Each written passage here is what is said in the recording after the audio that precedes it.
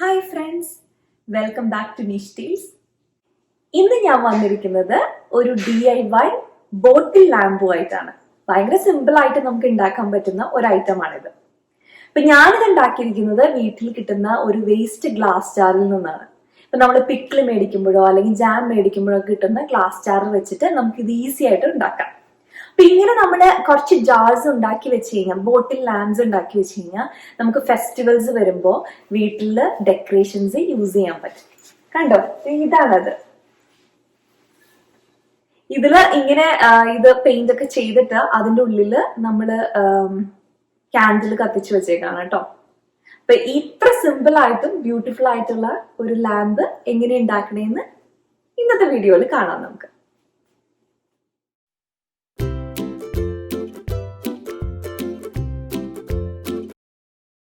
ഇന്നത്തെ വർക്കിന് വേണ്ടിയിട്ട് ഞാനിവിടെ എടുത്തിരിക്കുന്നത് ഒരു സൽസ ബോട്ടിലാണ്.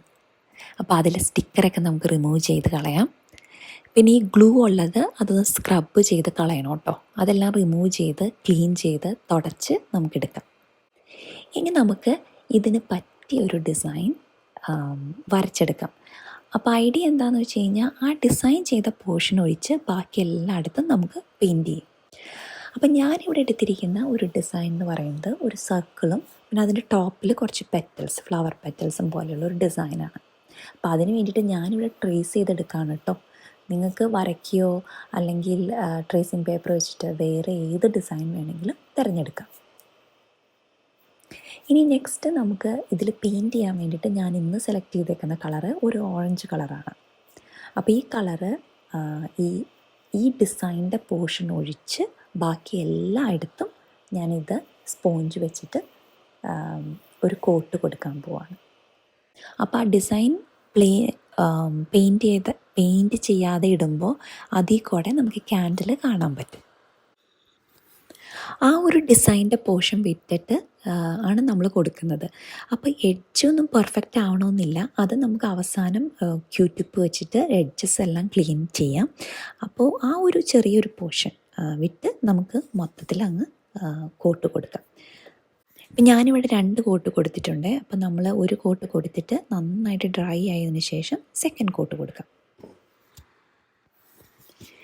ഇനി ഈ ഡിസൈനിന് ബോർഡറായിട്ട് ഞാനിവിടെ ജൂട്ട് ത്രെഡ് എടുക്കുന്നുണ്ട്. ഇതൊരു ഗ്രീൻ കളർ ജൂട്ട് ത്രെഡാണ്, ഒരു ലൈറ്റ് ഗ്രീൻ കളർ. അപ്പോൾ അത് ബോർഡറായിട്ട് ഞാൻ സ്റ്റിക്ക് ചെയ്ത് കൊടുക്കുന്നുണ്ട്, ഗ്ലൂ ചെയ്ത് പിടിപ്പിക്കുന്നുണ്ട്.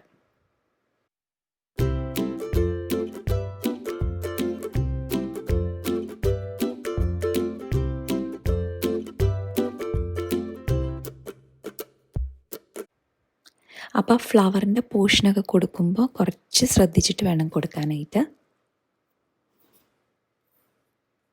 ഇടയ്ക്കിടയ്ക്ക് ഒന്ന് ഗ്ലൂ തേച്ച് കൊടുക്കണം കേട്ടോ.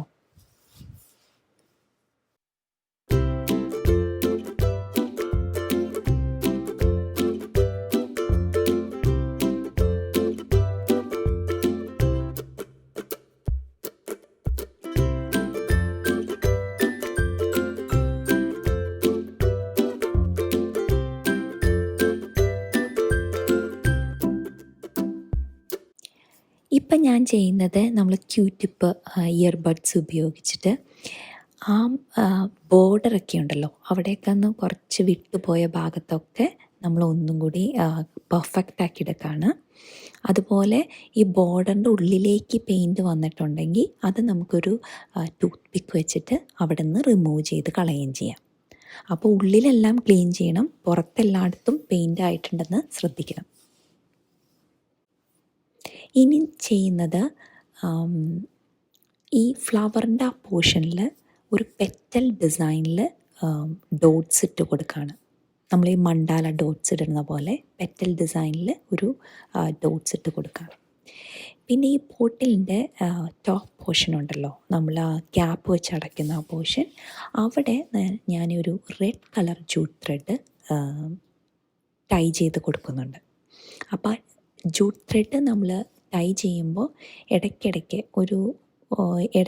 ഒന്ന് ഗ്ലൂ ചെയ്ത് കൊടുക്കുന്നത് നല്ലതായിരിക്കും. എപ്പോഴും ഞാൻ സ്റ്റാർട്ട് ചെയ്യുന്നത് ഈ ബോട്ടിലിൻ്റെ ബാക്കിൽ നിന്നായിരിക്കും കേട്ടോ. എൻഡ് ചെയ്യുന്നതും ബാക്കിൽ. ഇപ്പോൾ അതെല്ലാം കൊടുത്തു റെഡിയായി, പെറ്റൽസ് റെഡിയായി, ടോപ്പിൽ ജൂട്ട് ത്രെഡ് കൊടുത്തു.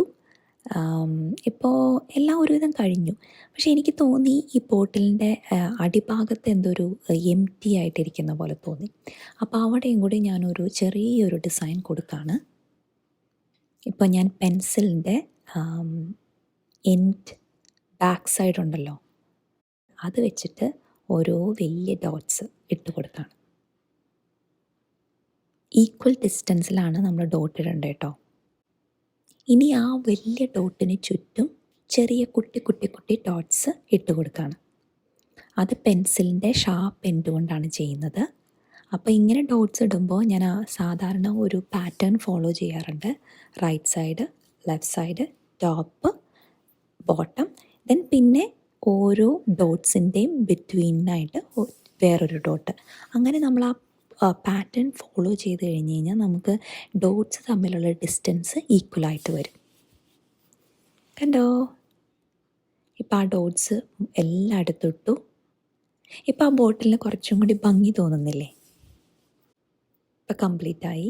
ഇനി നമുക്കിതിൽ വാട്ടർ ക്യാൻഡിലോ അല്ലെങ്കിൽ നമുക്ക് ക്യാൻഡിൽ മേടിക്കാൻ കിട്ടുന്ന ക്യാൻഡിലോ എങ്ങനെ വേണമെങ്കിലും നമുക്ക് ഇതിൽ കത്തിച്ച് വയ്ക്കാം. ഇപ്പം ഞാനിവിടെ യൂസ് ചെയ്യുന്നത് ഞാൻ മേടിച്ച കുറച്ച് ചെറിയ ക്യാൻഡിൽസ് ഉണ്ട്, ഫ്ലോട്ടിംഗ് ക്യാൻഡിൽസ് ഉണ്ട്, അതാണ് ഇവിടെ യൂസ് ചെയ്യുന്നത്. ഓക്കെ, ഇതാണ് ഫൈനൽ ലുക്ക്. ഞാൻ ക്യാൻഡിൽ കത്തിച്ചപ്പോൾ ഇങ്ങനെയാണ് ഇരിക്കുന്നത്. അപ്പൊ എല്ലാവർക്കും ഇന്നത്തെ വീഡിയോ ഇഷ്ടപ്പെട്ടു എന്ന് വിചാരിക്കുന്നു. അപ്പൊ അടുത്ത ആഴ്ച വേറൊരു വീഡിയോ ആയിട്ട് നമുക്ക് കാണാം. Stay safe. Thanks for watching. By.